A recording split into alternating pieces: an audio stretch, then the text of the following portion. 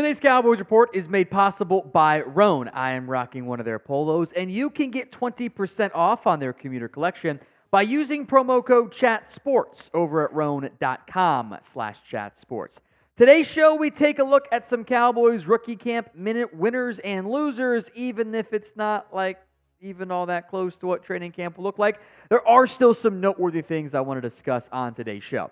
Before we get to that, we are losing the sub-battle this month against the Giants. Marsh is a big Knicks fan. As we sit here filming this, bad things are happening against the Pacers. Let's make his day even worse by catching Giants Now in subscribers. First up on the Rookie Minicamp winners, I'm going to go with Tyler Guyton, the offensive tackle, first-round pick out of Oklahoma. Not because of anything he really did during minicamp, but what he did in between the draft and minicamp.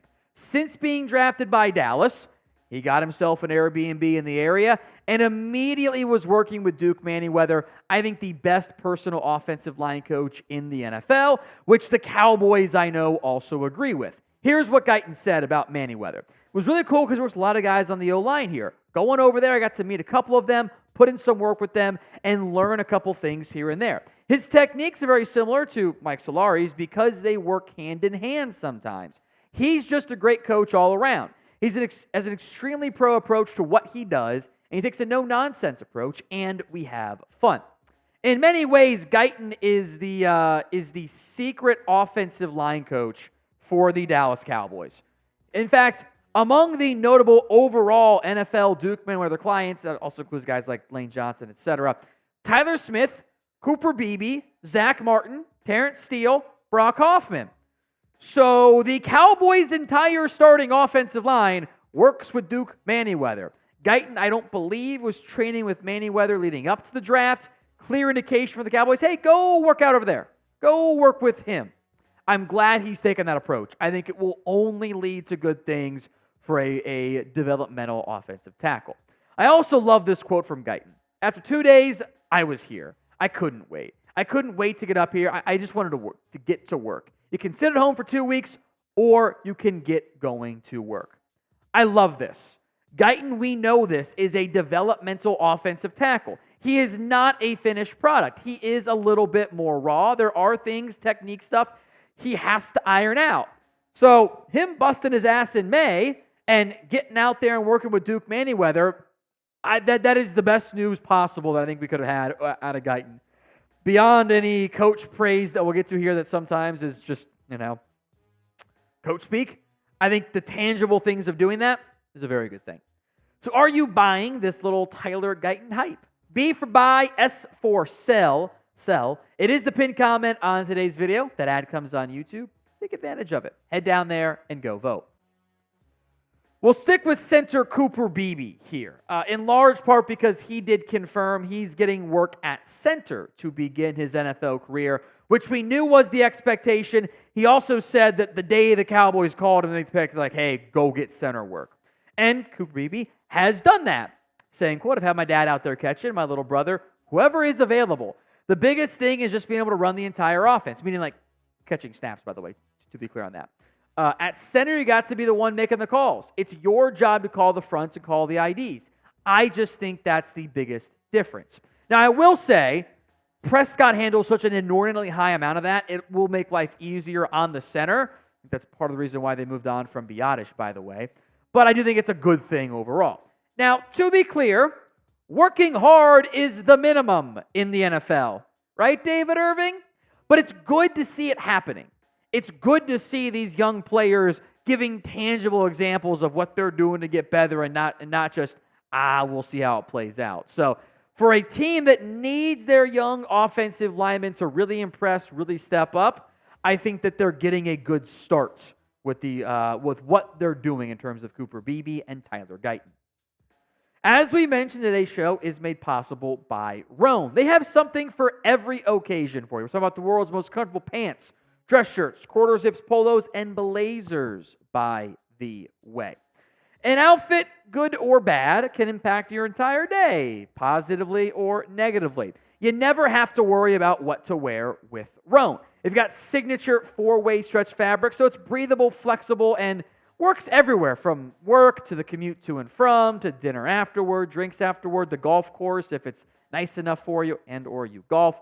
Get 20% off your entire order when you go to rhone.com/chatsports. That's RHONE.com/chatsports and use code chatsports to get 20% off your entire order. Find your corner office comfort and upgrade your closet with Rhone. That link and the promo code, rhone.com/chatsports and chatsports respectively, will be in the comment section and the description of today's show. Let's go to the rookie minicamp invite tryout player, Mike Hohensee. I think I'm pronouncing that correctly. I'm still not sure. I could not find the Northwestern Missouri State pronunciation guide. Reason I put on this list, I wasn't expecting to. What Mike McCarthy had to say. I do not recall, Big Mike said, a young quarterback coming in here on a tryout basis and commanding the huddle like this. Now, Dallas and Green Bay have had other tryout quarterbacks in the past, and the son of the former NFL, AFL, UFL quarterback, I clearly was impressive enough that McCarthy made a point to make note of him. The Cowboys have 3 open roster spots at this time, so they could add a quarterback if they wanted to. I had not given this one much expectation of it actually happening, mostly because you want and need to give so many of those reps to Trey Lance. Now, if they're not going to give a bunch of reps to Cooper Rush, there could be some left over for Mike Hohensee. And maybe what they could even do is acknowledge they're not going to give him very many reps and say, you're going to be quarterback 4, you're not going to play a lot, but we will keep you in mind for a practice squad spot or even a futures deal next year and keep that door open. So I don't know if he's going to get signed, but even if it's not just coach speak, I think that does matter for McCarthy going out of his way to praise him. He didn't have to talk about the training, the invite quarterback. He chose to. So does he make the roster? Y for yes, N for no. Next up on the winners list is Brevyn Spann-Ford, the tight end. The reason why I'm putting him on this list, I don't think we mentioned it in our UDFA videos, wasn't initially reported.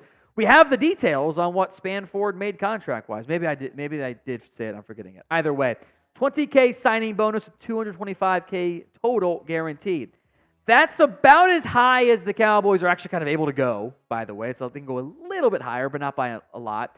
This is probably the largest amount of guaranteed money that they gave to any UDFA. And that is a clear sign he's got a chance to make this 53-man roster. They have Jake Ferguson, they have Luke Schoonmaker. Tight end 3, maybe tight end 4, I think are totally up for grabs. And if you want one of your backups to be a good run blocker, relative to tight ends, of course, I think Brevyn Spann-Ford stands out amongst the other bunches there. So I would certainly keep an eye on him. Sound like he had a decent minicamp, by the way, too, or rookie minicamp, by the way. Certainly keep an eye on him.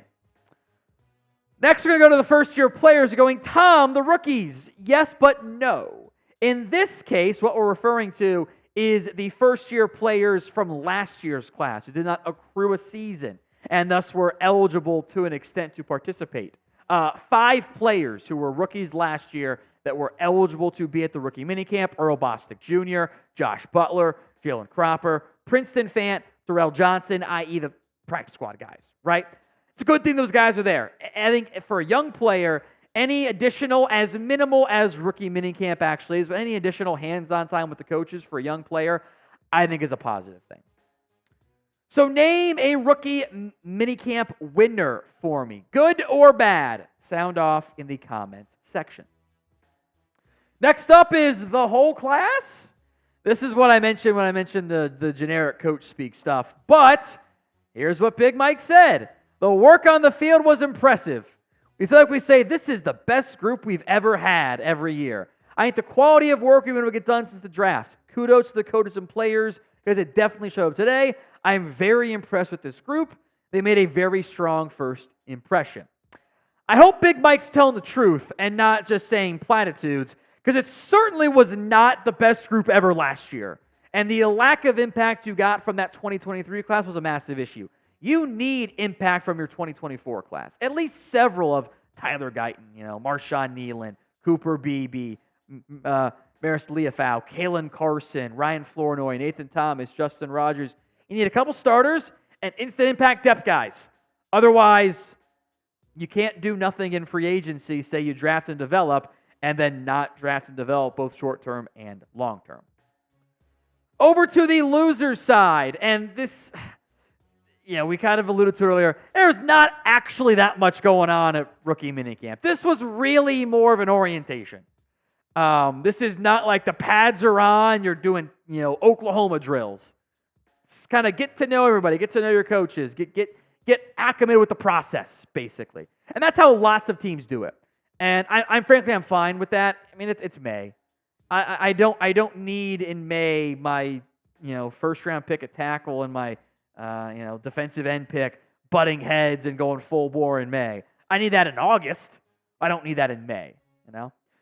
So with that in mind, name a rookie minicamp loser. We'll go a little bit less serious on these next two names to round it out, but name a minicamp loser for me. You can just be mean if you so choose. I'm going to jokingly throw some shade here at DeMarcus Lawrence. Reason being what Michael Galkin reported. From really Marshawn Kneeland said, he's yet to speak with Tank Lawrence and joked, I did follow him on Instagram. If he sees this, please follow me back. Tank, follow your teammates back, buddy. Now, I think the real answer is probably just not actually doing much on Instagram. But when you make a new hire, you want to follow the new hire, right? So, Tank, give Marshawn a follow, at least once you get to meet him out there on the practice field next week for the workout phase. I'll also put Kneeland in the losers category simply because, as we did on a short recently, he's the only rookie not yet signed. The entire rookie class beyond Marshawn Kneeland has signed their contracts as of filming. It doesn't actually matter, though. There's a lot of second-round picks unsigned. It'll all get sorted out. So it's really 6 winners and we're kidding on the loser side. But it is still worth mentioning since something football-related is happening, which we don't get a lot of between now and training camp getting going.